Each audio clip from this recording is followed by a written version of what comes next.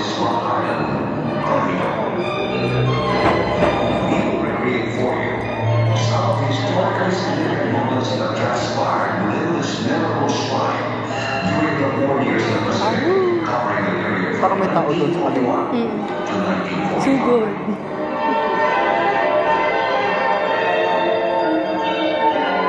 Through these few minutes, we hope to share with you what we know will be untypical remembrance of your visit to this small island, and what we expect you will keep as your own culture of Malinta experience.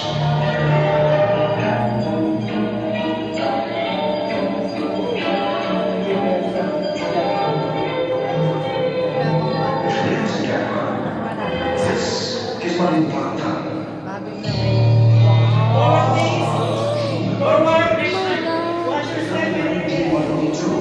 And completed in 1932 by American forces stationed on this island. Was the nerve center of a formidable field action garrison called Fort Mills, guarding the sea approaches to Manila Bay. This subterranean passageway was dug from solid rock and was primarily intended as a bomb-proof shelter in the event of war, as well as a storage facility for use by the military and civilian employees of the island.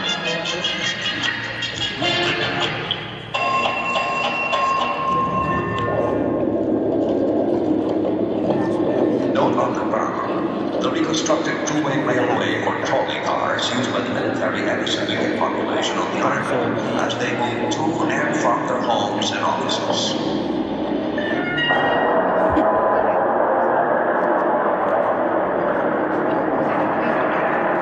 Our story begins on December 8, 1941, when World War II broke out in the Pacific with the bombing of American warships at Pearl Harbor.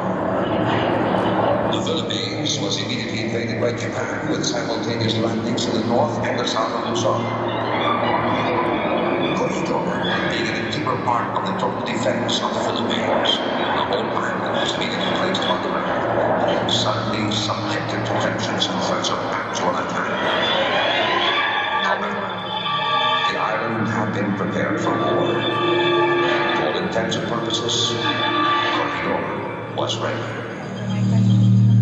It was deemed advisable at this time that the president of the Philippine Commonwealth, Malinta, should be moved immediately from Manila to safety in City. The choice for this evacuation was Corneo, known as the impregnable fortress in the Philippines. Forward, please. December This is the first tunnel to the right of the U.S. Army where President Quezon stays for more than 2 months until his tuberculosis worsened. Party and family to Corneo Can you see the beds? when they arrived at nightfall. Can you see the beds there? That's why it smells stinky here. General George Moore, commander of the fort, This is the formally received the president in a library in passenger in the Malinta. Mr. President, please accept our apologies for not being able to give you and your family more comfortable quarters. We understand, General. We have to make the best of the situation. Think no more about it. You know, as a young man during the Philippine War, I went through worse conditions fighting you Americans. So don't worry, General. I assure you, we will survive. Thank you, Mr. President. Now for our building arrangement. You will occupy a lateral close to the hospital wards, Mr. President, together with High Commissioner Sayer and the male members of the staff. Mrs. Kazan and your daughters will occupy another lateral with the nurses, along with Mrs. Sayer and the other ladies. Including your son and the members of your cabinet, there will be 28 persons within the area. But I assure you... Thank you, General. We will manage. Oh, and a holy Christmas to you. Same to you, sir. It was Christmas Eve when President Quezon arrived at Corneo. Mass was celebrated at midnight by the chaplain, Father Ortiz, using an improvised altar made up of boxes and crates and pieces of luggage. President Quezon recalls. When when we have no words, Gloria in excelsis Deo in terra pax omnibus voluntatis. The heavenly song sung by angels almost 2,000 years ago. Our sounded faithfully acknowledged. Glory to God on high and on earth, peace to men of good will. Peace. With bombs falling around us and on our beleaguered, unprotected boys in nearby Bataan.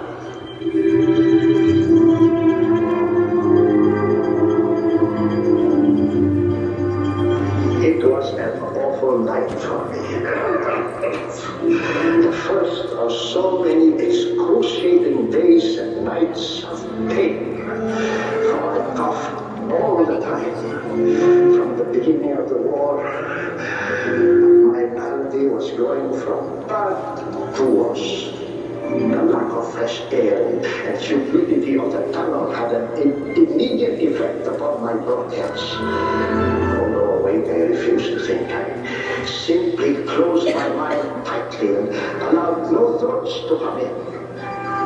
The decision had been made, and I was determined to face its dire consequences. Next line, please. Forward, please.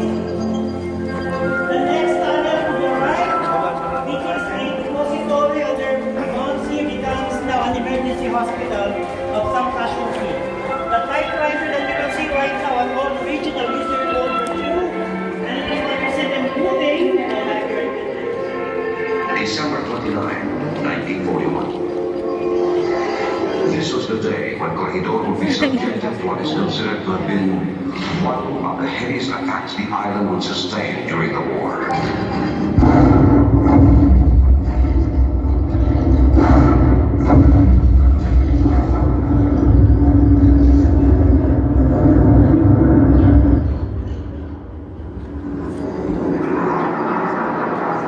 Beginning at 11:45 in the morning, the first attack lasted a full 30 minutes, with 18 twin-engine bombers covered by 20 Army fighters, dropping an estimated 60 tons of bombs on Corridor Island, damaging station hospitals, middle-side and topside barracks, and the town of San Jose at bottom side.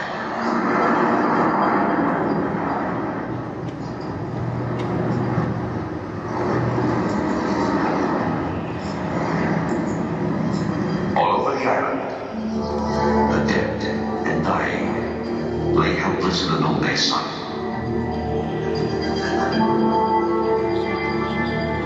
At 12:30 p.m., a second wave of 22 light bombers zoomed over Corridor and unloaded more than 70 225-pound bombs on Corridor. Next, please. Forward, next line. The next tunnel is the use of the headquarters. This is the U.S. Navy headquarters. We'll discuss this one later. So all the bombers are instruments originated from this lateral.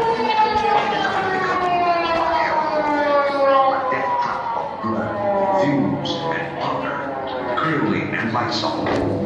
Give way, give way! I'm sorry, sir. You'll have to remain outside. That's my friend. They're bringing in heat. I'm sorry. Please stay outside. Hey, nurse, what about us? This man's badly wounded. You'll have to wait. Help, this man's dying. Please understand, we don't have enough doctors for all the wounded.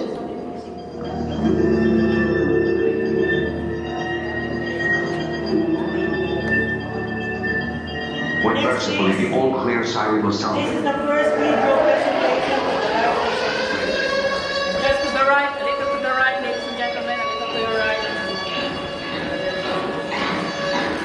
You can go. Watch your step. meanwhile, the Japanese forces were marching inexorably towards some clear dominion of the land. There was now no denying their absolute resolve for absolute conquest. They had complete control of land, sea, and air operations, and still, no help was coming for the beleaguered Phil-American forces. President Quezon appraised of the decision in the United States to direct and concentrate America's full force of arms and aid to Europe instead of the Pacific, fulminated.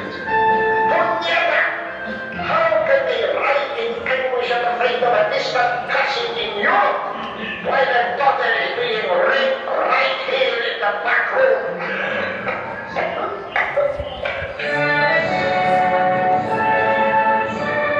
In response, President Roosevelt immediately wired President Nixon. Therefore, I cannot at this time state today that help will arrive in the Philippines. I assure you that every vessel available is bearing to the Southeast Pacific, the strength that will eventually crush the enemy and liberate our native land.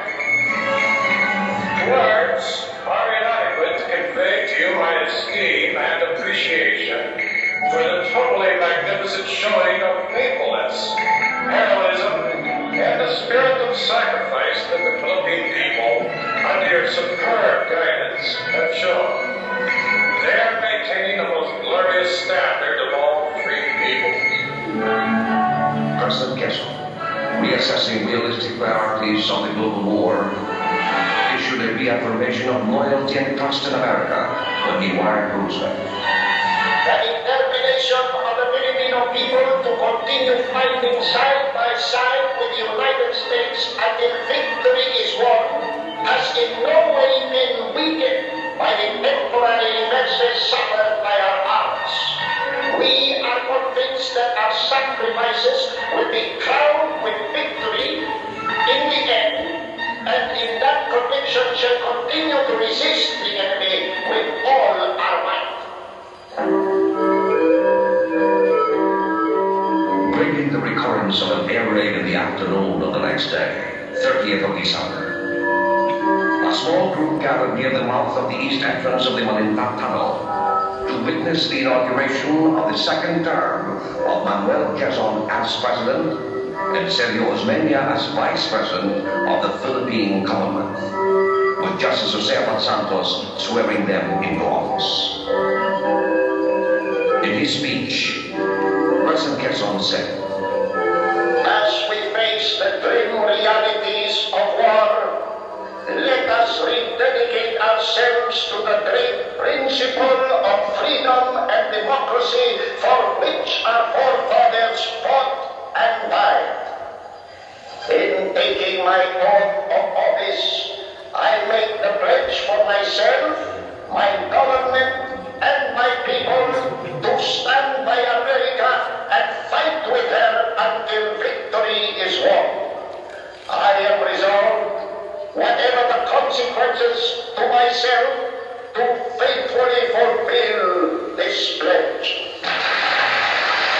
on February 20, 1942, his family and some members of the cabinet, President Quezon led Corregidor on the submarine Swordfish en route to the United States to secure help for the Philippines. He would fail, however, to see the final redemption of his beloved country when on August 1st, 1944, President Quezon would die in Saranac Lake, deeply mourned by all liberty-loving peoples of the world. Next, please. This is the time when MacArthur is about to leave Corregidor and go to Australia.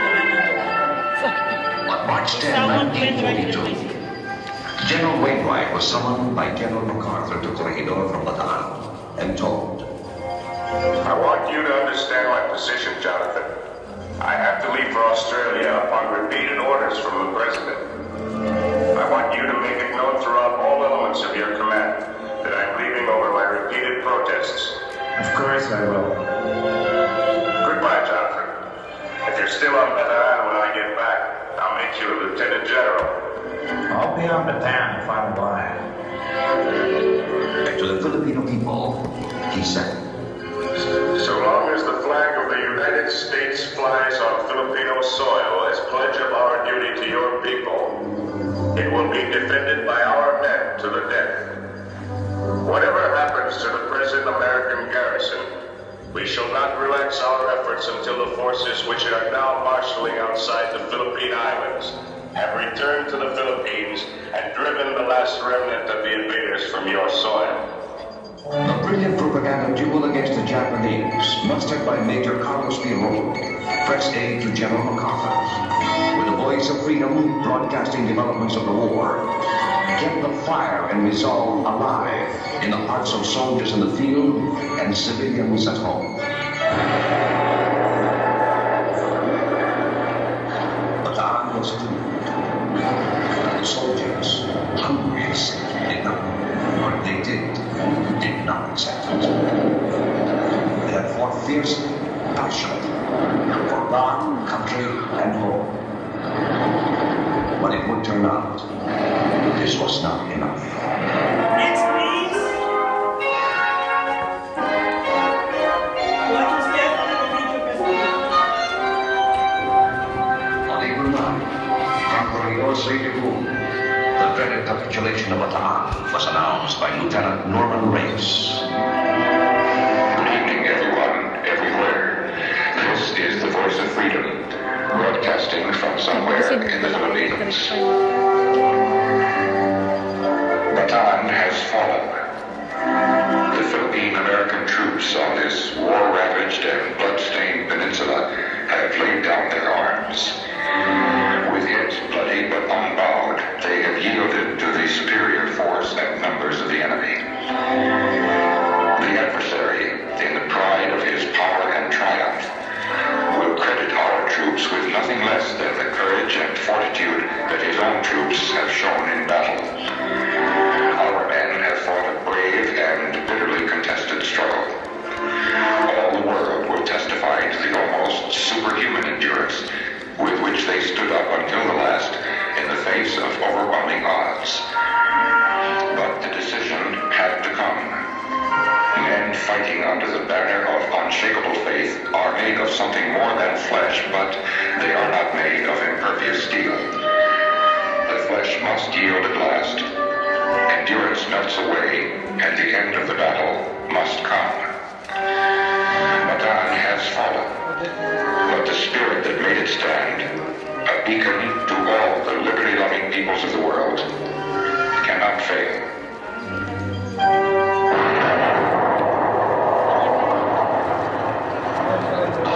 That was April 9. Ended in all signs by the enemy. Cut off from all possible sources of help, its source of water gone with the surrender of Bataan. Corregidor was not completely isolated.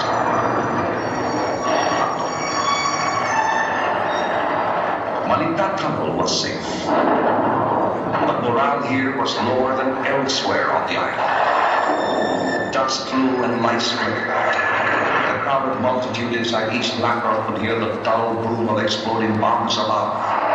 Now the full concentration of Japanese fire began against Corregidor, supplemented by firing from behind the hills of newly occupied Bataan, where they could not be detected or pinpointed.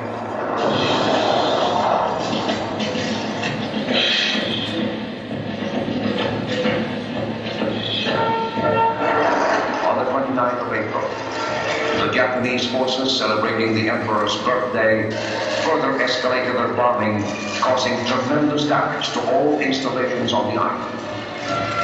On May 2nd, the Japanese completely demolished Battery Geary with a direct hit penetrating its center magazine. On May 3rd, General Wainwright wired MacArthur. The situation at Corregidor is desperate. The enemy is ready to assault any time. On the morning of the 5th, activity centered on the tail of the island, with particular concentration on the island's beach defenses. Japanese landing craft hit the beaches between infantry and cavalry points. Taking stock of the open situation, General Wainwright summoned Generals Moore and Beatty and Norman. The end must come tonight. It would be better to clear the situation now, in daylight. Then he radioed his last message to General MacArthur and President Roosevelt. I feel it is my duty to the nation and to my troops to end this useless slaughter. There is obviously no relief in sight. American and Filipino troops have engaged the enemy for nearly 5 months. We have done our full duty. We are sad but unashamed. Next, please. A day before they surrendered, they started wrestling. So when they surrendered, Under the moving shadow approaching death, life in Corridor took on a faster, more intense tempo. There was a heightened feeling that life was now to be lived from day to day, without illusions of an ultimate victory, or heroic enjoyment, or even of just coming out of it alive. Come on, baby.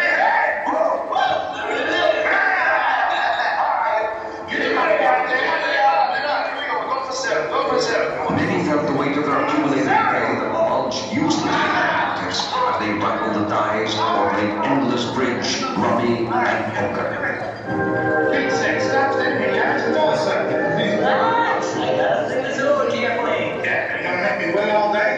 Jam sessions attracted crowds, which gathered in the dark and they hummed softly, or tapped their feet to the nostalgic tune of low-moaning love songs.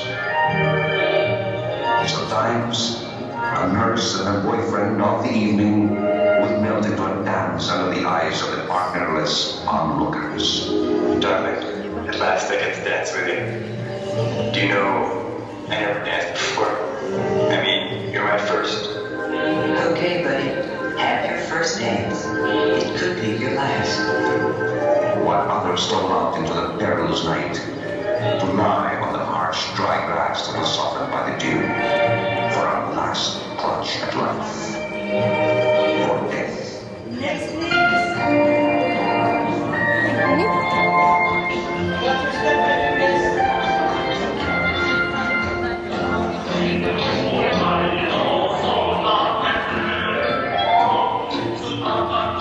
After a futile attempt to surrender only Corridor and its surrounding forts, in a brief interview with General Homa in Latan, Homa said, I cannot waste time on your useless offer of surrender, General Wainwright. My terms are simple. I know you have been designated commander of all USAFI forces. I can only accept the unconditional surrender of all elements of the USAFI all over the Philippines.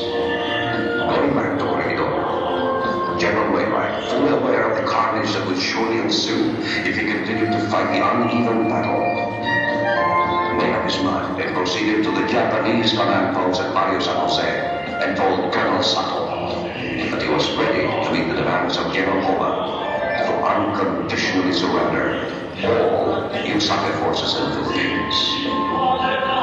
With General Wainwright's broadcast to all Philippine American forces to lay down their arms, the 4-month struggle of organized military warfare in the Philippines ended.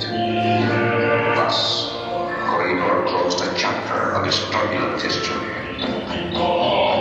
But the epic 27-day defense of Corridor will stand in world military history as a glorious achievement in human valor and the display of immeasurable bravery for all the combatants. Japanese occupation for 3 long years. For 3 long years, the victorious Japanese forces occupied the Philippines. They rebuilt the damaged defenses of Corridor to prepare it against any future attempts to recapture her. 大佐、再武装の命令を遂行しなければならない。間もなくアメリカの攻撃を受けるのは目に見えているからだ。しかし、今手持ちの武器の量からすると、そんな攻撃など簡単にも払うことができるんだが。October 1944. Landings at Leyte, followed by those made in Mindoro and Limeando, marked the return of American troops to the Philippines. Soon, it would be Corridor's turn to be recaptured. All manner of defense had been carefully laid by the Japanese, but the returning American forces would not be denied. Next slide, please. More warnings, please. This will be the second to the last video. February 16 at 8:33 a.m. Troopers of the 503rd Parachute Regimental Combat Team began dropping troops and materiel on topsides parade ground and nearby golf course. These were followed by the 462nd Parachute Field Artillery Battalions with their 75mm back howitzers. 2 hours later, infantrymen of the 3rd Battalion, 34th Infantry Regiment, 24th Infantry Division, coming by sea from Manivelas, Bataan, landed in San Jose, Bottomside, for thorough mop-up operations. Displaying their fanatical ferocity and love of country, and full adherence to their concept of Bushido. On February 26, some 200 Japanese impressed themselves inside the former Navy radio intercept tunnel at Monkey Point, and waited until a company of American infantrymen was directly above the tunnel. Then blew them up with the tunnel and themselves in one awesome and for them magnificent holocaust.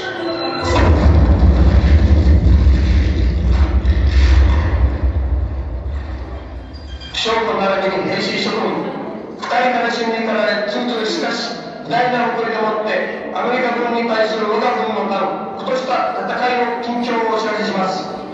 我が兵士はモンキーポイントのトンネルをもはや維持することができないと判断に到達しました。そこで降伏の厳しさと恥を忍ぶ代わりに最高の犠牲を払うこと、つまりアメリカ軍が最も激しい攻撃をかけてきているトンネルを爆発し抑止することにしました。多くのために潔く命を捧げることにしたのです。帝国日本、万歳！万歳！万歳！ Next, please. This is gonna be the last video presentation for the Light and Sound Show. Watch your step, sir. On March 2, 1945, at solemn ceremonies marking his return to the Rock, General Douglas MacArthur redeemed his promise to return. The island he had left more than 3 years before was now liberated from the enemy. General MacArthur would say, I see the old flagstaff still stands. Have your troops hoist the colors to its peak, and let no enemy ever haul them down. On October 12, 1947, the American flag was lowered at topside Flagstaff for the last time, and the flag of the Republic of the Philippines hoisted in its stead. In their own respective times, the Filipino-American troops, then the Japanese Imperial Forces, made Corridor a glorious symbol of valor, honor. Corridor once more belonged. Okay, this is one of the tunnels of the U.S. Navy. At the end, like this, hold on. At the end, you can go right, you can go left. Meaning, all tunnels of the U.S. Navy and even the U.S. Army are interconnected with each other at the time. They even have their huge industrial fan to circulate the air. So at the time of construction, you can even work inside with much comfort because the winds are blowing like this one. Before you can do like this, but today if you walk along with this one, at night if you stay at the hotel and they give the privilege to do the lateral tour at night, you go there by walking like this. Because the tunnel deteriorates. Some people call it lateral tour, some people call it ghost hunting tour. I call it goodbye tour for you. Especially when they give you one hard hat and one newly charged flashlight. Make sure, tell them that your flashlight is gonna be newly charged because during the time of, trekking, and if your flashlight stops, that's gonna be the end of your career as well. Okay, so this is the Navy and that is the Army. They are not good at the time, but they have no place but to stay inside for safety. The only remaining soldiers at the time to rescue, to secure the seacoast defense of the island or the Marines. They have the most job at the time. Okay, so this actually is the original. The Japanese at the time were here, about 10 to 12 of them, holding their hand grenade, and some of them asked them to pull the pin, and they died. Some of them goes like this.